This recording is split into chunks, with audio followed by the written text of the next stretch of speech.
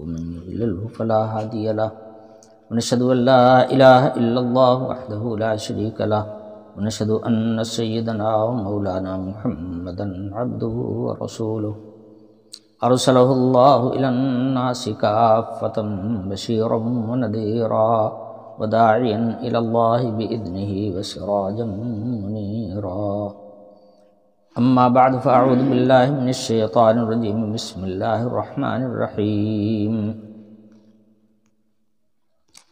ولا تقربوا مال اليتيم إلا بالتي هي أحسن حتى يبلغ أشده وأوفوا بالعهد إن العهد كان مسؤولا وأوفوا الكيل إذا كلتم وزنوا بالقسطاس المستقيم ذلك خير وأحسن تأويلا ولا تقف ما ليس لك به علم إن السمع والبصر والفؤاد كل أولئك كان عنه مسؤولا ولا تمش في الأرض مرحا إنك لن تخرق الأرض ولن تبلغ الجبال طولا كل ذلك كان سيئه عند ربك مكروها ذلك مما أوحى إليك ربك من الحكمة ولا تجعل مع الله إلها آخر فتلقى في جهنم ملوما مدحورا أفأصفاكم ربكم بالبنين واتخذ من الملائكة إناثا إنكم لتقولون قولا عظيما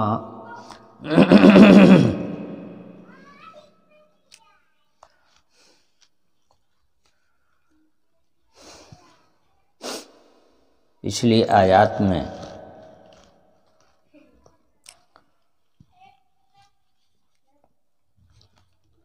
بارہ تیرہ آیات پہلے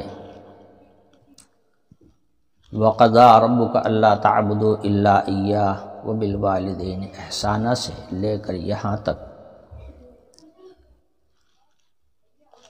ایسے اعمال کا ذکر کیا گیا جو آدمی اپنی طبیعت کے تقاضے سے کرتا ہے، مگر وہ اعمال برے ہیں اور غلط ہیں، کرتا ہے اپنی طبیعت کے تقاضے سے، گویا اپنے طور پر اس کو اچھے ہی سمجھ کے کرتا ہے، مگر وہ غلط ہے اور برا ہے، اور اس کے برا ہونے پر عقل بھی متفق ہے اور شریعت بھی متفق ہے، یعنی عقل کے لحاظ سے بھی وہ برا ہے اور اللہ کی شریعت کے لحاظ سے بھی برا ہے۔ اس لیے ان احکام کے سلسلے میں تاکید فرمائی گئی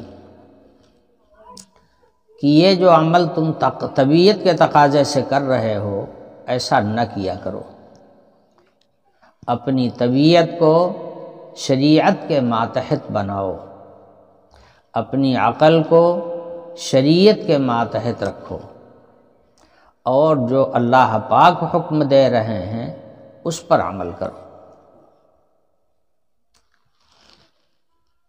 ساری تفصیلات میں ہر موقع پر بیان کر چکا ہوں۔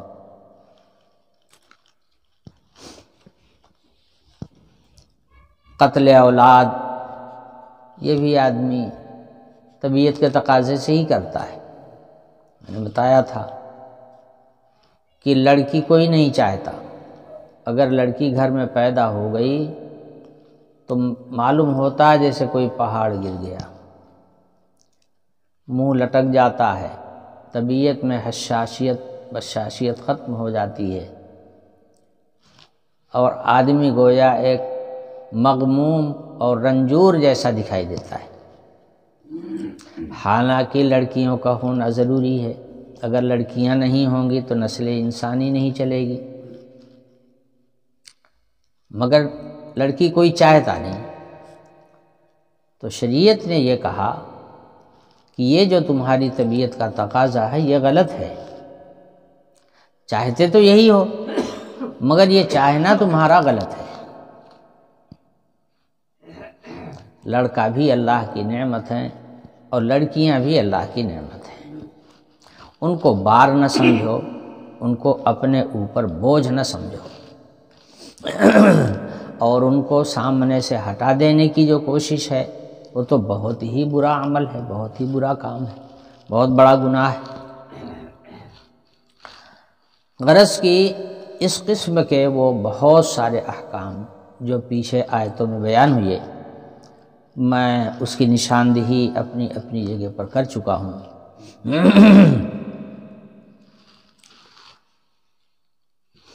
ان سے منع فرمایا گیا، اور شریعت نے اس کے لیے اصول اور ضابطہ بیان کیا اور فرمایا کہ اس معاملے میں شریعت کے اصولوں کو سامنے رکھو اور اس پر عمل کرو، یہی تمہارے لیے دنیا میں بھی بہتر ہے اور آخرت میں بھی بہتر ہے۔ پھر ان اعمال کا شمار ان نیک کاموں میں کیا گیا جس کا اجر حق تعالی شانہ بہت زیادہ عطا فرمائیں گے، اور کچھ حصہ تو دنیا میں ہی مل جائے گا مگر بڑا حصہ اس کے اجر و ثواب کا وہ آخرت میں ملے گا۔ اسی سلسلے کے احکام میں یہ حکم بھی ہے، لا تقربوا مال الیتیم الا باللتی ہی احسن۔ ارشاد فرمایا جا رہا ہے کہ یتیم کے مال کے قریب مت جاؤ مگر اس طریقے سے جو اچھا اور عمدہ طریقہ ہے۔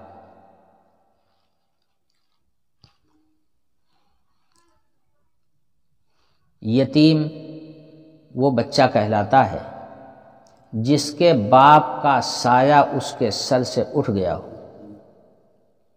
وہ بچہ یتیم کہلاتا ہے۔ اگر باپ کا سایہ سر سے اٹھ گیا تو ان بچوں کو کسی سایہ کی ضرورت ہوتی ہے، تو ان کے لیے کوئی وصی مقرر کیا جاتا ہے۔ عموماً اس کے عزیزوں میں، رشتہ داروں میں، خاندان کے لوگوں میں جو آدمی سمجھ بوجھ کا ہوتا ہے وہ ایسے بچوں کی پرورش اپنے ذمے لے لیتا ہے کہ یہ ان کے سر سے ان کے باپ کا سایہ اٹھ گیا تو ہم ان کے لیے سایہ بنیں گے۔ تو آدمی اپنی تربیت میں اور اپنی پرورش میں ایسے بچوں کو لے لیتا ہے۔ اگر اسلامی نظام نہیں ہے تو لوگ اپنے طور پر یہ انتظام کر لیتے ہیں کہ کوئی آدمی اس کو اپنی پرورش میں لے لیتا ہے، لیکن اگر اسلامی نظام قائم ہو تو یہ وہاں کے حاکم کی ذمہ داری ہوتی ہے کہ کسی آدمی کو اس کا وصی مقرر کر دیں اور وہ اس بچے کی تربیت کرے، پرورش کرے، اور اس کے پاس جو اس کا مال ہے، اس کے باپ کی جو اس کے حق میں اس کی جائیداد ہے، اس کا مکان ہے، اس کی ملکیت ہے اس کے باپ کی، اور اب وارث ہو رہا ہے وہ بچہ اس اپنے باپ کی ملکیت کا، تو اس کی ساری املاک کی وہ حفاظت بھی کرے۔ کون؟ جس کو وصی مقرر کیا جائے، جس کو اس کا مربی مقرر کیا جائے، وہ اس بچے کی پرورش بھی کرے اور اس کی املاک کی حفاظت بھی کرے، اس کی زمین کو، جائیداد کو، اس کے جو ذرائع آمدنی ہیں اس کو نقصان نہ پہنچنے پاوے۔ اسی لیے کسی ذمہ دار کی ضرورت ہے، اسی ذمہ دار کو شریعت کی اصطلاح میں وصی کہا جاتا ہے۔ تو اگر نظام اسلامی نظام وہاں پر نہیں ہے تو لوگ اپنے طور پر انتظام کرتے ہیں، اور اگر اسلامی نظام ہوتا ہے تو جو موجودہ حاکم ہوتا ہے وہ اس بچے کا کوئی نہ کوئی وصی مقرر کر دیتا ہے، اور اس کی ذمہ داری ہوتی ہے کہ اس کے مال کی حفاظت کرے اور اس بچے کی پرورش کا پورا انتظام کرے، تاکہ اس کی پرورش میں بھی کوئی خرابی نہ آوے اور ساتھ ساتھ اس کی جو ملکیت ہے اس کے اندر بھی کوئی خرابی پیدا نہ ہو۔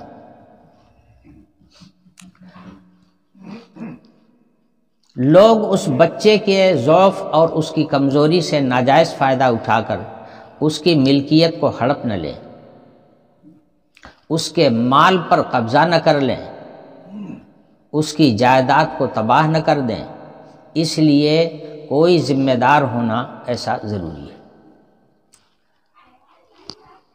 اب جو آدمی اچھا ایسی صورتحال پیش آتی ہے دنیا میں، یہ دنیا کا نظام ہے، تو جو آدمی اس یتیم کے مال کی نگرانی کرنے پر مقرر کر دیا گیا، شریعت کی اصطلاح میں وصی بنا دیا گیا، تو وصی لوگ کرتے کیا ہیں؟ انسان کی فطرت یہ ہے کہ مال سے سب کو چاہت ہوتی ہے، مال کی سب کو چاہت ہوتی ہے۔ دوسرے کا مال مل گیا تو کیا پوچھنا، اچھی چیز ہاتھ لگ گئی۔ اپنا مال تو اپنا مال ہے ہی ہے۔ اگر کسی ایسے آدمی کے مال پر تصرف کرنے کا موقع مل گیا کہ جو اپنا حق نہ ہم سے وصول کر سکتا ہے، نہ طاقت رکھتا ہے، نہ ہمارے خلاف کوئی کارروائی کر سکتا ہے، ایسے وقت میں آدمی کی طبیعت اگر ایمان نہیں ہے تو اس کی طبیعت آدمی کو بے راہ روی کی طرف لے جاتی ہے۔ وہ بے راہ روی کیا ہے؟ دوسرے کے مال کو وہ اپنے مصرف میں استعمال کرنا چاہتا ہے۔ وصی کہنے کے لیے مقرر کیا گیا، اس بچے کی حفاظت کرے اور اس کی ملکیت کی حفاظت کرے، اس لیے وصی مقرر کیا گیا۔ مگر جب وصی بن گیا تو اب کیا چاہتا ہے؟ میں اس کے مال کو اپنی ضرورت میں استعمال کر ڈالوں، اور اپنی ضرورت کو اپنی ضروریات میں استعمال کرنے کے لیے جائز کو نہیں دیکھتا بلکہ ناجائز طریقے اختیار کرتا ہے، ضرورت سے زیادہ خرچ کر دیتا ہے، اس کی ملکیت کو کبھی بیچ ڈالتا ہے، سمجھے، اور کبھی کسی کو دے دیتا ہے۔ اپنی نفسانیت کا اس کے اندر دخل شروع ہو جاتا ہے۔ اس لیے شریعت نے اس نازک مسئلے میں مسلمانوں کو متنبہ کیا کہ کسی یتیم کے مال پر اگر تمہیں نگراں مقرر کر دیا گیا ہے تو تم اس کے امانت دار ہو،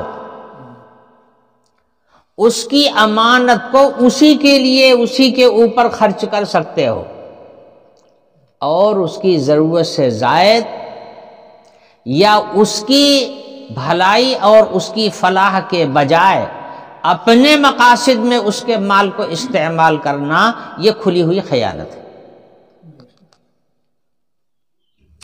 تم ذمہ دار اس لیے بنائے گئے ہو کہ یتیم کے مال کی حفاظت کرو، تم یتیم کے مال کو اڑانے کے لیے نہیں مقرر کیے گئے ہو۔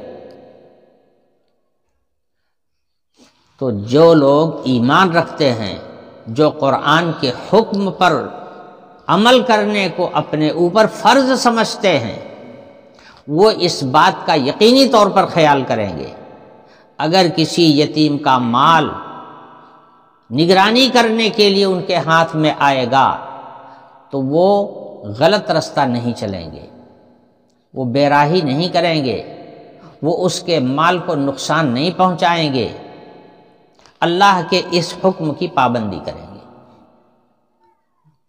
اس لیے کہ جو غیر مومن ہوتا ہے وہ اس یتیم کے مال کو یقینی طور پر نقصان پہنچاتا ہے۔ یتیم کے مال کو لوگ جلدی جلدی بھی خرچ کرنا چاہتے ہیں، جس کو قرآن پاک کی ایک آیت میں فرمایا گیا لا تأکلوها اسرافا وبدارا ان یکبروا، فضول خرچی کر کے اور جلدی جلدی خرچ کرنے کی کوشش نہ کیا کرو یتیم کے مال کو، کہ کہیں ایسا نہ ہو کہ جلدی بڑے ہو جائیں، اگر بڑے ہو جائیں گے تو ہم سے اپنا مال لے لیں گے، تو بڑے ہونے کے پہلے جب تک چھوٹے ہیں جب ہی جلدی سے جلدی ان کے مال کو اڑا دو۔ تو انسان کی طبیعت ایسی ہی ہے، وہ نفس کی شرارت کی وجہ سے یتیم کے مال میں خرد برد کرتا ہے اور ناجائز تصرفات کرتا ہے۔ اس لیے ایمان والوں کو اس کی تاکید فرمائی جا رہی ہے کہ خبردار یاد رکھو کہ یتیم کا مال تمہارے ہاتھ میں اللہ کی امانت ہے، اس امانت کی حفاظت کرنا تمہارا کام ہے۔ اس کے اندر اگر خیانت کرو گے تو کل اللہ تعالیٰ کے ہاں اس پر باس پرس ہوگی، پکڑے جاؤ گے، پکڑ ہوگی اور سوال ہوگا کہ تم نے ناجائز تصرف یتیم کے مال میں کیوں کیا۔ تو میں نے بتایا تھا جیسے پیچھے والے اعمال جو پیچھے ذکر کیے گئے ہیں آیتوں میں، وہ بھی ایسے ہی ہیں کہ انسان کی فطرت اور طبیعت اس کے اندر غلط راستہ اختیار کرتی ہے، تو شریعت نے اس کے اوپر پابندی لگائی کہ تم ایمان لائے ہو اللہ پر، اللہ کے رسول پر، اب اللہ تعالیٰ جو راستہ تمہارے لیے مقرر کر رہے ہیں اس راستے پر تم کو چلنا ہے، اپنی منمانی نہیں چلنا ہے، اپنی طبیعت پر نہیں چلنا ہے۔ تو انہی احکام میں سے حکم بھی ہے، فرمایا گیا لا تقربوا مال الیتیم الا باللتی ہی احسن، یتیم کے مال کو ناجائز خرچ کرنے کی طرف قریب بھی مت جاؤ، بیجا اسراف مت کرو، بیجا خرچ مت کرو، وہ تمہارے ہاتھ میں امانت ہے، اس میں خیانت مت کرو، اس کے مال کی حفاظت کرو۔ کب تک؟ حتی یبلغ اشدہ، یہاں تک کہ وہ بالغ ہو جائیں، سن بلوغ کو پہنچ جائیں، یعنی علی اختلاف الاقوال 15 سال کی عمر ہو جائے یا آخری درجے میں 18 سال کی عمر ہو جائے، یہ وہ عمر ہے جس میں نابالغ بالغ ہو جاتا ہے اور اس کے احساسات، اس کا شعور اور اس کی جو صلاحیتیں ہیں وہ سب مضبوط ہو جاتی ہیں، اس کے جسم کی نشو و نما بھی مکمل ہو جاتی ہے اور عقلی اور شعوری صلاحیتیں جو ہیں وہ بھی مکمل ہو جاتی ہیں عام طور پر، الا ماشاء اللہ کسی کو کوئی بیماری لاحق ہو جائے وہ بات دوسری ہے، ورنہ عمومی حالت یہی ہے کہ اس عمر کو پہنچنے کے بعد آدمی گویا مکمل انسان بن جاتا ہے، اور جب وہ اپنی ذمہ داریاں سنبھالنے کے قابل ہو گیا تو بس اب ان کا مال ان کے حوالے کر دو، اب وہ خود اپنے پیر پر کھڑے ہونے کے قابل ہو گئے ہیں، وہ اپنی حفاظت بھی کر لیں گے اور اپنے مال کی بھی حفاظت کر لیں گے، اس لیے اب یہ مال ان کے حوالے کر دو۔ عموماً جب لوگ ایمان والے نہیں ہوتے، مومن نہیں ہوتے، اللہ اور رسول پر ایمان نہیں ہوتا، اللہ رسول سے غافل ہوتے ہیں، تو اپنی طبیعت پر چلتے ہیں اور اس لائن سے نہ جانے کتنے بڑے بڑے فساد دیکھے گئے۔ یتیم جب تک بچہ تھا حفاظت کرتے رہے، بڑا ہو گیا اب دینے کو تیار نہیں، اس کا مکان اس کے حوالے کرنے کو تیار نہیں، اس کی جائیداد اس کو دینے کو تیار نہیں، چاہتے ہیں کہ ہم ہی باپ بنے رہیں اب بھی، جیسے ابھی تک ہمارے قبضے میں اس کی جائیداد تھی ایسے ہی ہمارے قبضے میں اب بھی رہے، مگر اللہ تعالیٰ حکم دے رہے نا، جب وہ اس قابل ہو گیا کہ اپنی ملکیت کو سنبھال سکتا ہے، تمہاری ذمہ داری ختم ہوئی، اب تم اس کا مال اس کے حوالے کر دو۔ لوگ حوالے نہیں کرتے، اس میں کتنے بڑے بڑے فساد ہو جاتے ہیں، مار پیٹ ہو جاتی ہے، فوجداریاں ہو جاتی ہیں، قتل تک کی نوبت آ جاتی ہے، مقدمہ بازیاں ہوتی ہیں، لڑکا جب جانتا ہے کہ ہمارا یہ حق ہے اور فلانے کے پاس ہے، وہ ہمارا دے نہیں رہے ہیں، ارے بھائی زیادہ تر تو بچے کبھی چچا کے حوالے کر دیے جاتے ہیں، کبھی دادا کے حوالے کر دیے جاتے ہیں، جو ان کے خاندان میں کوئی ہوگا اسی کے حوالے کر دیے جاتے ہیں بچے۔ تو بھائی ہوتا ہے تو وہ لے بھاگنے کی کوشش کرتا ہے، چچا ہوتا ہے وہ لے بھاگنے کی کوشش کرتا ہے، خاندانی ہوتا وہ لے بھاگنے کی کوشش کرتا ہے، کہتا ہمارے باپ دادا کی جائیداد ہے، اپنا حق اس کے اوپر وہ جتانے لگتا ہے۔ فرمایا جا رہا ہے کہ یہ بالکل غلط ہے، یہ اس کا حق ہے، تمہارے ہاتھ میں امانت تھا، اب وہ امانت سنبھالنے کے قابل ہو گیا، اس کی امانت اسے واپس کر دو۔ اب اس کے اوپر اپنا تصرف اور اپنا مالکانہ اگر قبضہ جما ہوگے تو پھر یہ فساد کا راستہ ہوگا اور اس کے اندر فساد پیدا ہوگا، بگاڑ پیدا ہوگا۔ اس لیے تاکید فرمائی گئی لا تقربوا مال الیتیم الا بالتی احسن حتی یبلغ اشدہ۔ اس کے بعد فرمایا جا رہا وَأَوْفُوا بِالْعَهْدِ، یہ تو یتیم کے مال سے متعلق حکم تھا۔ آگے فرمایا جا رہا ہے کہ عہد کو بھی پورا کیا کرو۔ آدمی کسی سے عہد کرتا ہے جس کو معاہدہ بولتے ہیں۔ عہد دو طرح کا ہے، ایک تو یہ ہے کہ آدمی اپنے اوپر خود لازم کر لے کسی کام کو کہ میں ایسا کروں گا، تو اس کو کہتے ہیں وعدہ۔ لیکن اگر دونوں جانب سے ہو، وہ کہے کہ وعدہ کرو اور یہ کہے کہ ہاں میں نے یہ وعدہ کیا، دونوں جانب سے اگر عہد اور وعدہ ہوتا ہے تو اس کو معاہدہ بولا جاتا ہے۔ اور عام طور پر عہد کا مصداق یہی ہوتا ہے۔ یہ جتنے عقود ہیں، عقد، یہ سب معاہدے ہی ہوتے ہیں۔ بہت سارے عہد کی بہت ساری صورتیں ہیں، اپنے اپنے موقع پر انشاءاللہ پر بیان ہوگی۔ بہرحال اگر کسی سے عہد کر لیا اور عہد دونوں جانب سے ہے تو اس کا پورا کرنا تو واجب ہے، سمجھے؟ اور اگر ایک طرف سے عہد کیا ہے جس کو وعدہ کہتے ہیں تو پورا کرنا اس کا بھی ضروری ہے، مگر دونوں میں ذرا سا فرق ہے۔ دونوں جانب سے جو معاہدہ ہوتا ہے، اگر کوئی آدمی اس کو پورا نہ کرے، چونکہ اس کی لکھا پڑھی بھی ہوتی ہے، اگر اس کو آدمی پورا نہ کرے تو عدالتوں کے توسط سے آدمی اپنے اس عہد کو پورا کیے جانے کا مطالبہ کر سکتا ہے۔ لیکن ایک جانب سے اگر وعدہ ہے اور نہ پورا کیا تو پھر عدالت کا دروازہ نہیں کھٹکھٹا سکتا۔ فرق صرف اتنا ہی ہے کہ اس میں عدالت سے اور موجودہ وقت کی حکومت سے آدمی مدد لے سکتا ہے معاہدے، اور یک طرفہ اگر عہد ہے تو اس میں کسی عدالت وغیرہ سے مدد نہیں لے سکتا، مگر پورا کرنا اس کا بھی ضروری ہے۔ عہد میں دونوں داخل ہیں۔ عہد وہ بھی ہے جو دونوں جانب سے ہو، جیسے حکومتیں معاہدہ کرتی ہیں۔ اگر کوئی حکومت عہد کو توڑ دے تو جو عالمی عدالت ہوتی ہے وہاں پر مقدمہ پیش ہوتا ہے کہ دیکھیے ہمارا یہ معاہدہ تھا، انہوں نے معاہدہ توڑ دیا اور ہم کو بتایا تک نہیں۔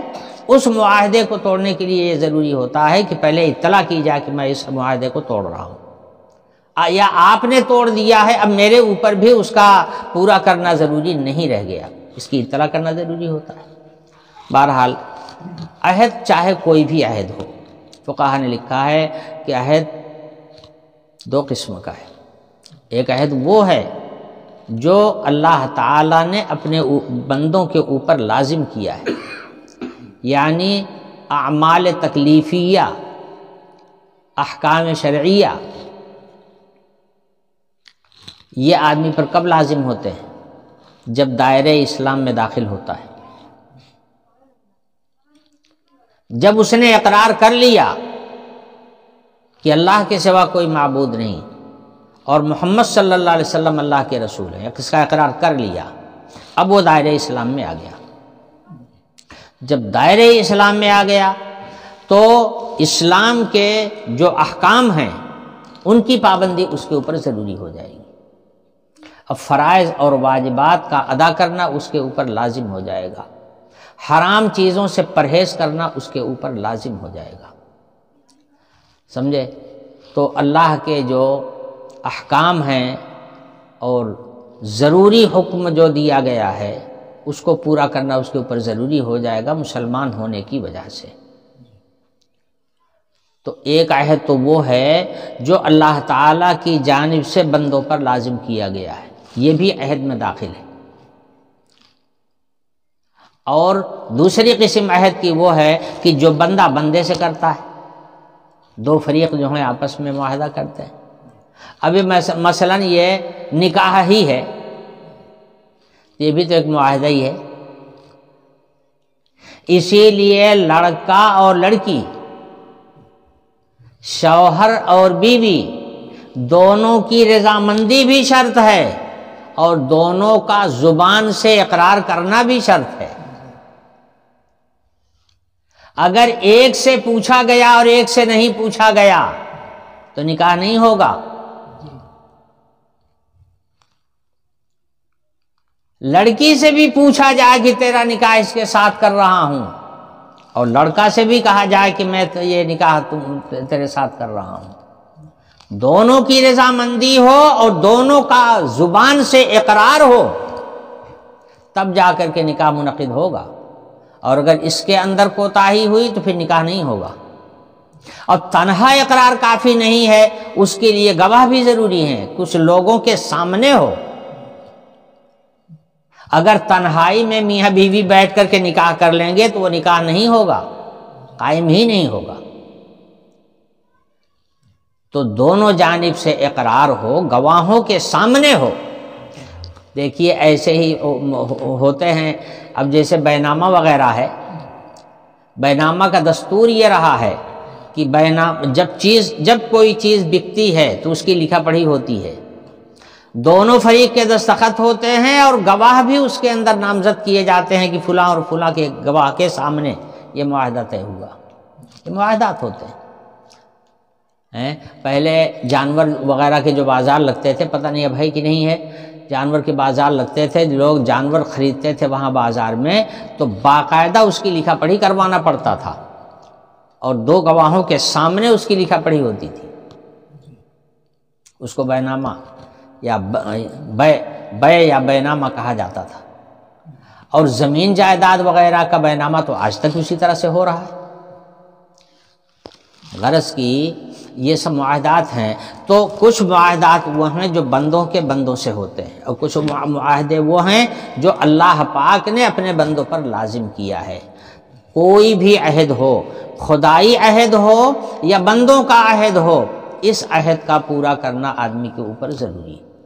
اس کو فرمایا جا رہا ہے کہ وَأَوْفُوا بِالْعَهْدِ، عہد کو پورا کیا کرو. ان العہد کان مسئولا، اس لیے کہ کل قیامت کے دن عہد کے متعلق پوچھا جائے گا.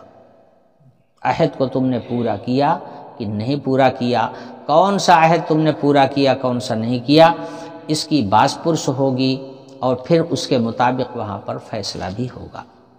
تو اس کی بھی تاکید فرمائی جا رہی ہے. عہد میں نفسانیت کیا ہے؟ آدمی عہد تو کر لیتا ہے لیکن پورا کرنے میں دیکھتا ہے کہ ہمارا نفع کتنا ہے، ہمارا فائدہ کتنا ہے. اگر فائدہ دیکھتا ہے تو عہد کو پورا کرتا ہے، اور اگر کچھ نقصان سمجھ میں آیا تو عہد سے مکر جاتا ہے. یہ ہوتی ہے نفسانیت اس کے اندر.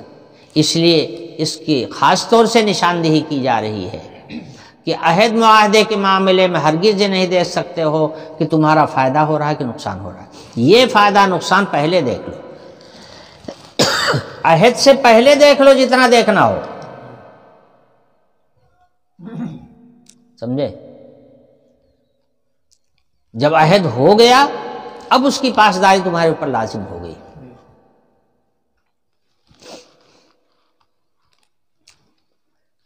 اب کوئی آدمی اسلام قبول کر کے اسلام لانے کا عہد کر لے، اور اس کے بعد جب نماز کا حکم آوے تو کہے کہ بھائی سردی بہت لگ رہی ہے۔ نام بدلنے کا وقت آوے کہے نام کیسے بدل دوں؟ زکوٰۃ دینے کا نمبر آیا، اوہ بڑی مشکل سے کمایا تھا، زکوٰۃ دے دوں گا تو میرا مال گھٹ جائے گا، یہ کیسے ہو پائے گا؟ تو اب یہ عہد کی خلاف ورزی ہو رہی ہے نا۔ لا الہ الا اللہ محمد الرسول اللہ کا اقرار کر کے جب تم اسلام میں آئے تھے تو اسی وقت سوچ لینا چاہیے تھا کہ جب میں اسلام میں آ جاؤں گا تو مجھے یہ سارے کام کرنے پڑیں گے، پہلے ہی سوچ لینا چاہیے تھا، مت آتے۔ اور جب آ گئے ہو تو اب تو آنے کے بعد میں تو اس عہد کو پورا کرنا پڑے گا، اس میں کوتاہی نہیں کر سکتے، یہ سوچنا تھا۔ تو اسی طرح سے بندوں کا بندوں سے عہد ہے، پہلے سوچ لو نفع نقصان، اور جب عہد کر لیا تو جو عہد کر لیا اس کو پورا کرنا ہے، اس کے اندر دخل فصل نہیں ہو سکتی، اس کے اندر کوتاہی نہیں ہو سکتی۔ اسی کو فرمایا جا رہا ان العہد کان مسئولا، عہد کا کل قیامت کے دن سوال کیا جائے گا، اللہ تعالیٰ کے یہاں باز پرس ہوگی، اس کا خیال رکھو اور عہد کو پورا کرو۔ اسی طرح سے ایک نفسیاتی اور طبعی خرابی آدمی کی اگلی آیت میں بھی بیان فرمائی جا رہی، وہ کیا ہے؟ آدمی کی عادت یہ ہے کہ جب کسی کا حق اس کے اوپر ہوتا ہے اور دینے کا نمبر آتا ہے تو کم دینا چاہتا ہے، اس کا حق دوسرے کے اوپر ہوتا ہے اور وصول کرنے کا نمبر آتا ہے تو زیادہ وصول کرنا چاہتا ہے، زیادہ نہیں تو کم سے کم پورا تو ضرور ہی لے لے گا، اس کے اندر کمی نہیں کرے گا۔ لیکن دینے کا جب نمبر آئے گا تو کاس ناس کرے گا کہ کچھ چھوڑا ہی لوں، کچھ کم کرا لوں، جتنے کم ہو جائے اتنے سے ہی۔ یہ انسان کی طبیعت ہوتی ہے۔ پچھلے زمانے میں عام طور پر لین دین جو ہوتا تھا وہ ناپ کر اور تول کر چیزوں کا چیزوں سے تبادلہ ہوتا تھا۔ ایک چیز ہمارے پاس ہے، ہم نے دے دیا، دوسرے کے پاس ہے، اس کو ہم نے لے لیا۔ ناپنے والی چیز ہے تو ناپ کے دیا، وزن کرنے والی چیز ہے تو وزن کر کے دے دیا۔ تو سامان کا لین دین سامان کے ذریعے سے عام طور پر ہوتا تھا، اور اب تو اس زمانے میں رواج ہو گیا ہے روپے سے لین دین کا، اور یہ اس سے زیادہ صاف ہے۔ یہ بات صحیح ہے کہ روپے میں یہ کمی زیادتی کا شبہ نہیں رہ جاتا، یہ ہوتا ہے کہ جتنا طے ہو گیا اتنا دینا ہے، یہ اس سے زیادہ صاف ہے۔ لیکن جب وہ سامان کا لین دین سامان کے ذریعے سے ہوتا تھا تو اس میں لوگ کیا کرتے، ڈنڈی مارتے تھے جس کو ڈنڈی مارنا بولتے ہیں اپنے یہاں۔ تول کر دینے لگے تو کچھ ایسا حساب کتاب لگا دیں گے کہ کم دینا پڑے، سمجھے؟ تولنے والی چیز ہو تو بھی کم دیں، ناپ کر کے دینے والی چیز ہو تو بھی ناپنے میں بھی کم کریں۔ جیسے اس زمانے میں چل رہا ہے، کپڑا جو ہے ناپ کے ملتا ہے، بھلے روپے سے ملتا ہے مگر ناپ سے ہی بکتا ہے نا۔ قیمت لگائیں گے میٹر کی، اتنا روپے کا اتنا میٹر۔ اب آپ نے خریدا 20 میٹر، اور یہ گھڑی جو لگاتے ہیں وہ 97-98 سینٹی میٹر کی لگاتے ہیں، 2 سینٹی میٹر کم ہوتا ہے کپڑا ہر میٹر میں۔ اب 20 میٹر کپڑا اگر آپ نے لیا، گھڑی کے حساب سے آپ کو کاٹ کر کے دے دیں گے، آپ اس کو میٹر سے جب ناپیں گے تو 20 میٹر میں 40 سینٹی میٹر کپڑا کم ہوگا۔ ہر میٹر میں 2 سینٹی میٹر کاٹا انہوں نے، تو 10 میٹر میں 20 سینٹی میٹر گیا، 20 میٹر میں 40 سینٹی میٹر کپڑا انہوں نے روک لیا، آپ کو نہیں دیا۔ قیمت لگایا تھا میٹر سے اور دے رہے ہیں کم، آپ دیکھ لیجئے۔ اسی طرح سے جتنے پیکنگ آج کل آ رہے ہیں، پیکنگ کا بھی یہی حال ہے، اس پر لکھا ہوا ہوگا کہ اس کا وزن اتنا، سمجھے، اور تول دیں گے اس کے ساتھ اس کا ڈبہ بھی ہے۔ کوئی چیز آپ لیں گے تو ڈبہ صحیح تول دیں گے اس کو، اور لکھا ہوا ہوگا کہ اتنا کلو، تو اتنا کلو کیا لے رہے ہیں آپ سامان لے رہے ہیں نا، ڈبہ تھوڑے خریدنے گئے ہیں اس کی دکان پر، آپ تو سامان لینے کے لیے گئے، تو سامان کتنا ہے؟ سامان اتنا کبھی نہیں نکلے گا جتنا لکھا ہوا ہوگا یا جتنا بتائیں گے، اس سے کم ہوگا۔ تو یہ تھوڑا تھوڑا تھوڑا تھوڑا کاٹ کاٹ کر کے سمجھتے یہ ہیں کہ ہم مالدار بن جائیں گے، حالانکہ مالدار نہیں بنتے بلکہ پھٹیچر ہوتے چلے جاتے ہیں، اس میں بے برکتی ہوتی ہے، اس میں کبھی برکت نہیں ہوتی۔ یہ انسان کی طبیعت میں داخل ہے، یہ کنجوسی کی وجہ سے، لالچ کی وجہ سے، حرص اور طمع کی وجہ سے یہ سب باتیں پیدا ہوتی ہیں۔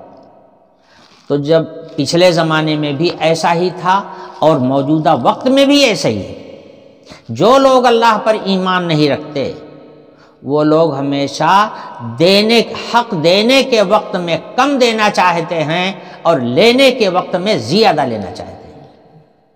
یہ ہے انسان کی طبیعت، اس پر لگام لگائی جا رہی ہے۔ ایمان والوں کو اس کی تاکید کی جا رہی ہے کہ دنیا کے اور لوگ کریں تو کریں، لیکن تم تو ایمان والے ہو، تمہیں ایسی حرکتیں نہیں کرنا چاہیے، سمجھے؟ بعض انبیاء علیہ السلام نے اپنے زمانے کے لوگوں کو اس ناپ تول کی کمی سے منع کیا اور وہ قومیں باز نہیں آئیں تو ان کے اوپر اللہ کا عذاب آ گیا۔ جیسے حضرت شعیب علیہ السلام کی قوم تھی، وہیں سے یہ ناپ تول کی کمی کا راستہ کھلا، وہیں سے شروعات وہیں سے ہوئی۔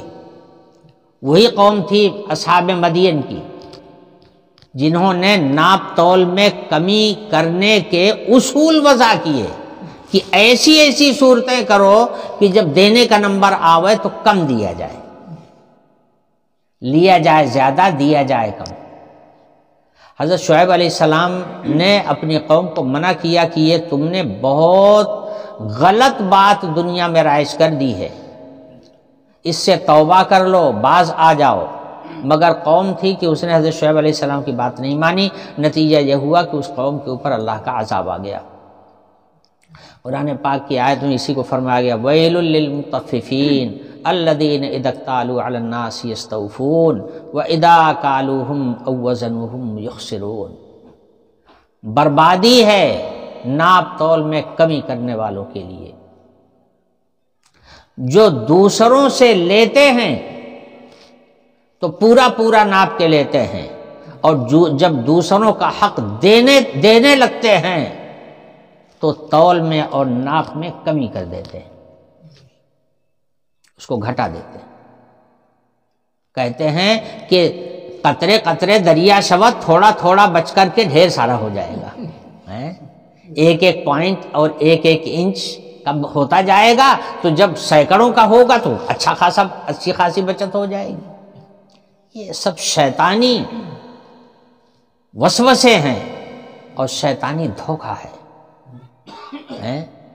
شیطانی دھوکہ ہے۔ دانہ کھا کے پیٹ نہیں بھرتا ہے تو کیا ہوا پی کے پیٹ بھر جائے گا؟ تو یہی حال ہے اس کا بھی، تھوڑا تھوڑا بچا بچا کر کے دوسرے کا نقصان کرتے ہیں اور اپنا کوئی فائدہ بھی نہیں ہوتا، محض وہمی فائدہ ہوتا ہے، اس وہمی فائدے کی خاطر دوسروں کا نقصان کرتے ہیں۔ اس سے منع فرمایا۔ جب اس نے آپ سے سامان طے کر لیا تو جتنا طے کر لیا ہے وہ اتنا اس کا حق بن گیا۔ اب اگر دینے کے وقت میں آپ اس کے اندر کچھ بچا لیتے ہیں اپنے لیے تو یہ اس کا حق ہے جو تم نے اپنے پاس رکھ لیا، وہ اس کی قیمت دے چکا ہے، اس کا حق یہ بن چکا ہے۔ اب تم نے اگر بچا لیا چوری کر کے تو یہ تمہاری جانب سے چوری ہوئی، اور چوری میں کبھی برکت نہیں ہوتی۔ یہ فرمایا گیا وَأَوْفُوا الْكَيْلَ إِذَا كِلْتُمْ وَزِنُوا بِالْقِسْطَاسِ الْمُسْتَقِيمِ۔ اس کے لیے بہت سارے طریقے دنیا میں رائج ہیں، سمجھے؟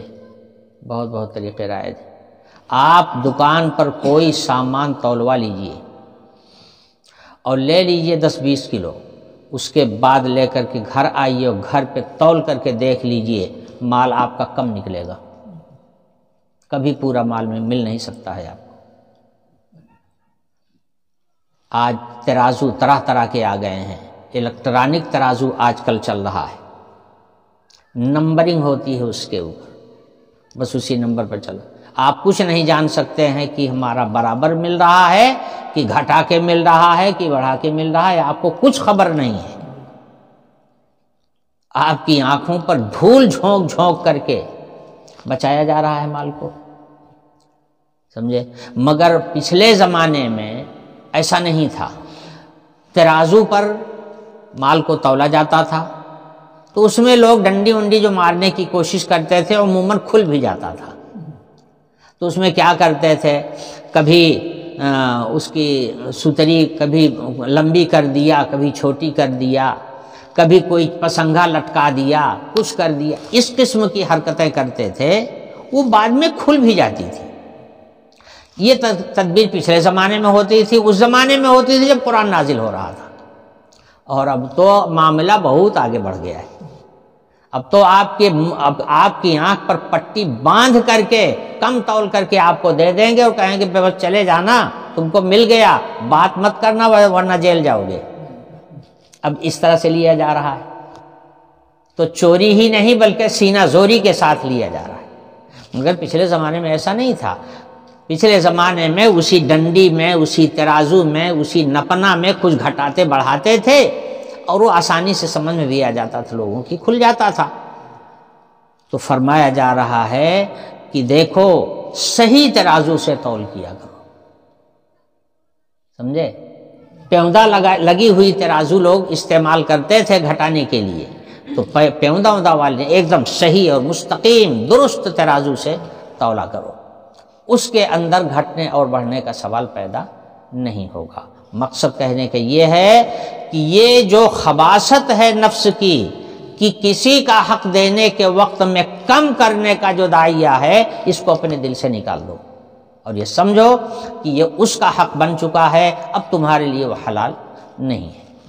تو فرمایا گیا وَأَوْفُوا الْكَيْلَ إِذَا كِلْتُمْ وَزِنُوا بِالْقِسْطَاسِ الْمُسْتَقِيمِ ذَلِكَ خَيْرٌ وَأَحْسَنُ تَأْوِيلًا، یہی بہتر ہے اور انجام کے لحاظ سے بھی یہی بہتر ہے، انجام بھی اس کا اچھا ہوگا۔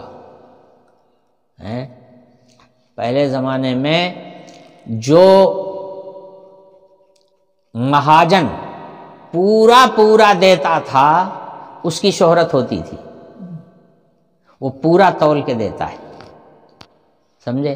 اس کے یہاں بھیڑ لگ جاتی تھی، اور جس کے متعلق بازار میں مشہور ہو جائے کہ فلانا مہاجن کم تول کے دیتا ہے، لوگ اس کی دکان پر جانے سے پرہیز کرتے تھے، یہ دھوکے باز آدمی ہے، بے ایمان آدمی ہے، یہ ہم کو کم دے گا، سمجھے؟ تو اس سے آدمی کی ساکھ بھی خراب ہو جاتی ہے، بازار کے اندر جو اس کی ایک ویلو ہے، وہ ویلو بھی کمزور ہو جاتی ہے، اور جو آدمی پورا دیتا ہے اس کی ویلو برقرار رہتی ہے۔ اسی کو فرمایا ذالک خیر واحسن تأویلا ولا تقف ما لیس لک بہ علم۔ اسی طرح سے انسان کی طبیعت میں یہ بات بھی ہے، کوئی بات سنی اور کہنا شروع کر دیا، سن لیا اسی پر عمل شروع کر دیا ہے، تو فرمایا جا رہا ہے کہ ہر سنی ہوئی بات عمل کے قابل نہیں ہوتی، اس کی تحقیق ہونی چاہیے کہ کیا صحیح ہے کیا غلط ہے، کتنی اس کے اندر سچائی ہے اور کتنی بناوٹ اس کے اندر ہو سکتی ہے۔ فرمایا جا رہا ہے کہ جو کام بھی کرو پہلے اس کی تحقیق کر لو، اس کے اندر سچائی کتنی ہے، صداقت کتنی ہے۔ محض سنی اڑی باتوں پر عمل نہیں کرنا چاہیے۔ لا تقف ما لیس لک بہ علم، جس چیز کا تحقیقی علم نہیں ہے اس پر کارروائی مت کیا کرو۔ محض سنی سنائی باتیں جو ہوتی ہیں وہ صحیح نہیں ہوتی ہیں۔ ان السمع والبصر والفؤاد کل اولئک کان عنہ مسئولا، آگے اہل ایمان کو اس سے بھی آگاہ کیا جا رہا ہے کہ کان اور آنکھ جو آدمی کو معلومات حاصل ہوتی ہے زیادہ تر وہ کان سے سن کر حاصل ہوتی ہے، اور اس کے بعد آنکھ سے دیکھ کر حاصل ہوتی ہے۔ آنکھ سے دیکھی ہوئی چیزیں تعداد میں مقدار میں کم ہوتی ہیں، اور تعداد میں زیادہ خبریں جو ہوتی ہیں وہ کان سے سنی ہوئی ہوتی ہیں، سمجھے؟ اچھا، کان سنتا ہے، آنکھ دیکھتی ہے، علم دل کو حاصل ہوتا ہے، یہ خبر لے کر کے دل کو بھیج دیتے ہیں۔ آنکھ کوئی چیز دیکھتی ہے، دل کو مطلع کر دیتی ہے، کان کوئی چیز سنتا ہے تو اپنے دل کو مطلع کر دیتا ہے۔ دل جب آگاہ ہو جاتا ہے تو پھر اس کے بعد وہ فیصلہ کرتا ہے کہ اس پر کارروائی کیا ہونی چاہیے، تو پھر دل جو ہے حکم دیتا ہے ہاتھ کو، پیر کو، دماغ کو، زبان کو، اور ہر چیز جو ہے وہ حرکت میں آ جاتی ہے۔ تو یہی تین چیزیں جو ہیں وہ ذریعے علم ہیں، کان، آنکھ اور دل۔ یہاں پر خاص طور سے ان کو، حالانکہ اور بھی ذرائع علم ہیں، وہ 5 ہیں، مگر یہاں پر خاص طور سے انہی 3 کا بیان فرمایا گیا، اس لیے کہ عام طور پہ آدمی کوئی بات سنتا ہے اور فوراً دوڑ پڑتا ہے، دیکھ لیتا ہے، فوراً کارروائی شروع کر دیتا ہے، اور کارروائی تو دل کرتا ہے۔ آنکھ اور کان جو ہے علم پہنچاتے ہیں، خبر دیتے ہیں دل کو، اور دل جو ہے کارروائی شروع کر دیتا ہے۔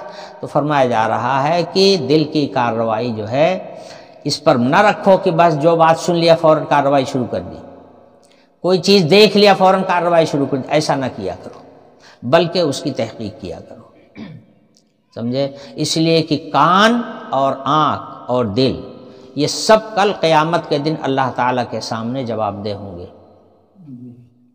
سمجھے؟ کیا سنا تھا تم نے اور کیا عمل کیا تھا، کیا دیکھا تھا اور کیا عمل کیا تھا، سمجھے؟ اس کا کل سوال ہونے والا ہے، اس لیے بہت تحقیق کر کے پھر اس کے بعد عملی قدم اٹھانا چاہیے۔ ایک حکم اس آیت میں یہ بھی دیا جا رہا ہے، آج میں ان آیتوں کو تکمیل تک پہنچا دیتا ہوں۔ لا تمشی فی الارض مرحا انک لن تخرق الارض ولن تبلغ الجبال طولا، اس آیت میں تکبر کرنے سے، غرور ظاہر کرنے سے، اکڑ دکھانے سے منع کیا جا رہا ہے۔ انسان ہو، مٹی سے بنے ہو، اپنی اوقات کو نہ بھولا کرو۔ متکبر آدمی کیا کرتا ہے؟ تکبر، پہلی خرابی تو اس کے اندر یہ ہے کہ وہ سارے لوگوں میں سب سے اپنے آپ کو اونچا سمجھتا ہے اور باقی لوگوں کو اپنے سے کمتر سمجھتا ہے، اور بات یہیں تک نہیں رہ جاتی، یہ اکڑ اور یہ کبر جو ہے حق کے مقابلے میں بھی اس کو کھڑا کر دیتا ہے، حق کا انکار کر بیٹھتا ہے، سمجھے؟ اسی لیے حدیث شریف میں فرمایا گیا کہ تکبر نام ہے بطر الحق وغمط الناس۔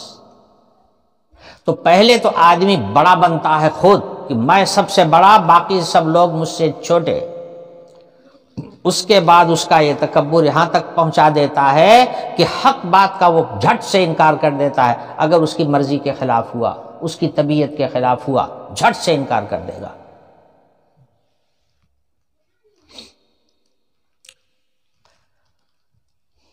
ایسا لوگ کرتے ہیں۔ ہمارے یہاں دارالقضا میں ایک معاملہ پیش تھا، ایک آدمی اپنے فریق مخالف کے خلاف بالکل غلط رویہ اختیار کر رہا تھا۔ وہ غلط رویہ کیا تھا؟ مثلا اس کا زیور تھا، وہ زیور کہہ رہا تھا کہ ہم نہیں دیں گے، حالانکہ اس کا حق تھا کہ اس کو زیور ملنا چاہیے، مگر یہ کہہ رہا تھا ہم زیور تم کو واپس نہیں کریں گے، بالکل نہیں دیں گے، یہ کیا وہ کیا ادھر ادھر کی بات۔ تو میں نے کہا کہ بھئی زیور تو اس کا ہے، جب تم اپنا خرچ لے رہے ہو تو زیور اس کو دینا پڑے گا، یہ تو تم بالکل غلط اور ناجائز بات کہہ رہے ہو، ناحق ہے تمہارا یہ دعویٰ، بالکل ناحق ہے، اس کو زیور دو، اور نہیں دینا ہے تو یہاں سے جاؤ۔ مگر وہ جو دوسرا فریق تھا وہ بیچارہ پریشان تھا، خیر وہ تو پریشان تھا، اس کی بات نہیں۔ ایک صاحب اس کی سفارشی اس کے ساتھ میں آئے تھے اور اپنے آپ کو اپنے زوم میں اپنے خیال میں وہ دیندار سمجھتے تھے اپنے آپ کو، وہ اس کے حمایتی بن کے آئے تھے۔ وہ کیا بولتے ہیں، مولانا صاحب ان کا یہ زیور تو نہیں دیا جائے گا کسی طرح سے بھی، چاہے جو ہو، چاہے مسئلہ حل ہو چاہے نہ ہو۔ یہ بول رہے ہیں جو ساتھ میں آئے ہوئے، حالانکہ نہ ان کو وہ زیور ملنا تھا، نہ ان کو اس کی قیمت ملنی تھی، نہ ان کو اس سے کوئی فائدہ ملنا تھا، صرف ساتھ میں آئے تھے حمایتی بن کر کے اس کی تائید کرنے کے لیے، آنکھ بند کر کے اس کی تائید کر رہے ہیں، چونکہ ہمارا آدمی ہے اس لیے ایسے ہی ہوگا۔ یہ حرکتیں لوگ کرتے ہیں، منع فرمایا جا رہا ہے، یہ تکبر ہوتا ہے، تکبر آدمی کو ان باتوں پر آمادہ کرتا ہے۔ تو قرآن پاک کی اس آیت میں تنبیہ کی جا رہی ہے ایمان والوں کہ دیکھو تکبر سے اپنے آپ کو بچاؤ، اکڑ مت دکھاؤ کسی کو، حق پر قائم رہو، ناحق پر جا کر کے اکڑ دکھانا اور تکبر اپنا جتانا یہ نازیبہ حرکت ہے اور اللہ تعالیٰ کو ناگوار ہے۔ اللہ تعالیٰ اس کے اوپر پکڑ کرنے والے ہیں، کل قیامت کے دن اس کی سزا تمہیں ملنے والی ہے۔